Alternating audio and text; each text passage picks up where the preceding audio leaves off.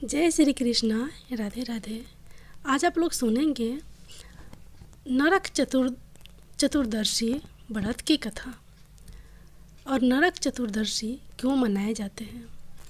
नरक चतुर्दशी को मनाने का विशेष महत्व है क्योंकि यह दिन मृत्यु, मोक्ष और नकारात्मक शक्तियों से मुक्ति से जुड़ा है। यह दिन है नरक के कष्टों से मुक्ति पाने का। नरक चतुर्दशी को हर साल यह पर्व कार्तिक मास के कृष्ण पक्ष की चतुर्थी तिथि को मनाया जाता है। यह पर्व दिवाली से एक दिन पहले मनाया जाता है और इसे हम रूप चौदस, छोटी दिवाली और काली चतुर्थी भी कहते हैं। इस दिन लोग यम का दीपक जलाते हैं ताकि अपने परिवार को यमराज के कष्टों से बचा सके। इस दिन अभंग स्नान भी किया जाता है ताकि मोक्ष के करीब जा सके और इस दिन पूर्वजों के लिए 14 दिया भी जलाया जाता है ताकि 14 पूर्वज आकर आपको आशीर्वाद दे सके।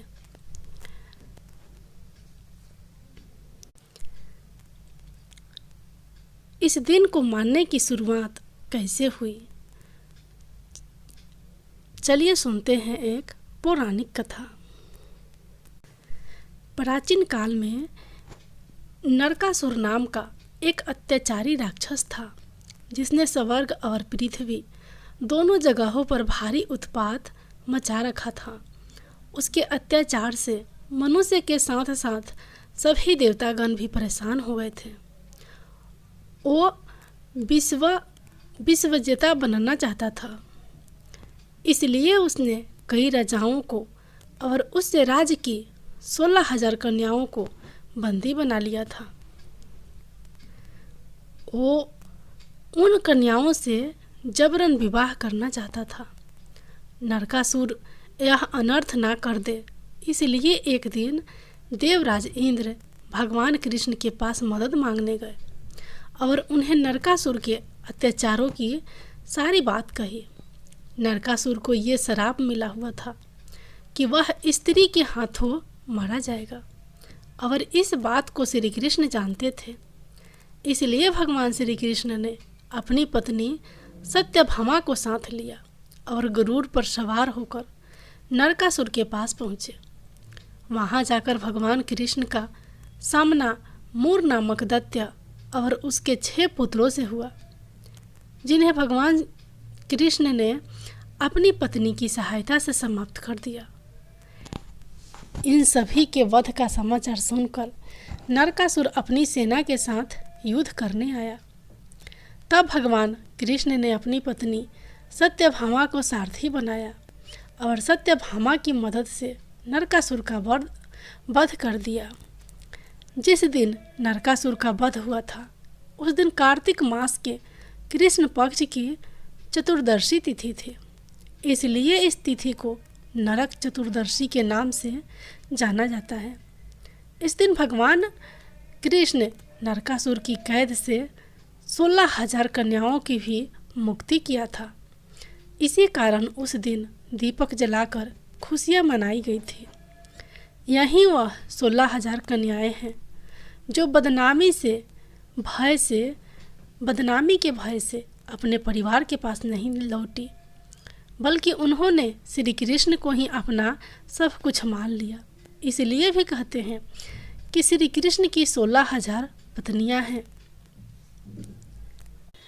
अब सुनिए नरक चतुर्दशी की दूसरी कथा। पौराणिक कथा के अनुसार इस दिन दक्षिण भारत में वामन पूजा का भी प्रचलन है।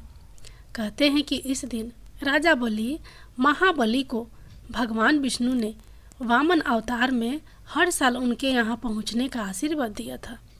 इसी कारण से वामन पूजा की जाती है। राजा बलि बोले, भगवान आपने कार्तिक कृष्ण त्रयोदशी से लेकर अमावस्या की अवधि में मेरी संपूर्ण पृथ्वी नाप ली है, इसलिए जो भी व्यक्ति मेरे राज्य में चतुर्दशी के दिन यमराज के निमित्त दीप दान करेगा उसे यम यातना नहीं होनी चाहिए। और जो व्यक्ति इन तीनों दिनों में दीपावली का पर्व मनाए, उनके घर को लक्ष्मी जी कभी ना छोड़े, ऐसे वरदान दीजिए। यह प्रार्थना सुनकर भगवान वामन बोले, राजन ऐसा ही होगा। तथास्तु। भगवान वामन द्वारा राजा बलि को दिए इस वरदान के बाद से ही नरक चतुर्दशी के दिन यमराज के नियमित व्रत पूजन और दीपदान का प्रचलन आरंभ हुआ। नरक चतुर्दशी की तीसरी पौराणिक कथा के अनुसार रतिदेव नामक एक धर्मात्मा राजा थे। उन्होंने अनजाने में भी कोई पाप नहीं किया था। फिर भी जब मृत्यु का समय आया तो यमदूत उन्हें नरक ले जाने के लिए आदम की राजा ने कहा, आप मुझ पर कृपा करें और बताएं कि मेरे किस अपराध के कारण मुझे नरक जाना पड़ रहा है। यह सुनकर यमदूत ने कहा कि हे राजन, एक बार आपके द्वार से एक ब्राह्मण भूखा लौट गया था। यह उसी पाप कर्म का फल है। यह सुनकर राजा ने यमदूत से 1 वर्ष का समय मांगा। तब यमदूतों ने राजा को 1 वर्ष की मोहलत दी। राजा अपनी चिता लेकर ऋषियों के पास पहुँचे और उन्हें अपनी सारी कहानी सुनाकर उनसे इस पाप से मुक्ति का उपाय पूछा। तब ऋषि ने उन्हें बताया कि कार्तिक मास के कृष्ण पक्ष की चतुर्दशी का व्रत करें और ब्राह्मणों को भोजन करवाकर उनके प्रति हुए अपने अपराधों के लिए क्षमा याचना करें। राजा ने वैसा ही किया जैसा ऋषियों ने उन्हें बताया। इस प्रकार राजा पाप मुक्त हुए और उन्हें श्री विष्णु लोक में स्थान भी प्राप्त हुआ।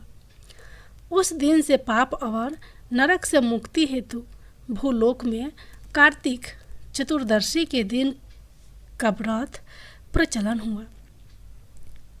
माना जाता है कि नरक चतुर्दशी के दिन नरक जाने की पीड़ा से मुक्ति पाने के लिए नरक चतुर्दशी की सुबह सूर्योदय से पहले उठकर शरीर में तेल लगाकर अपमा मार्ग के पौधे सहित जल से स्नान किया जाता है और शाम के समय यमराज को प्रसन्न करने के लिए दान भी किया जाता है, जिसे यम दीप कहते हैं। यम दीपक वैसे तो आप धनतेरस की रात को भी जला सकते हैं। अगर आपने धनतेरस की रात को यह दीपक नहीं जलाया है तो आप नरक चतुर्दशी की रात को इस दीपक को जरूर जलाएं। यम दीपक जलाने के लिए आप पुराने दिए का ही प्रयोग करें। नया दीपक कभी भी यम दिए के लिए प्रयोग नहीं किया जाता है।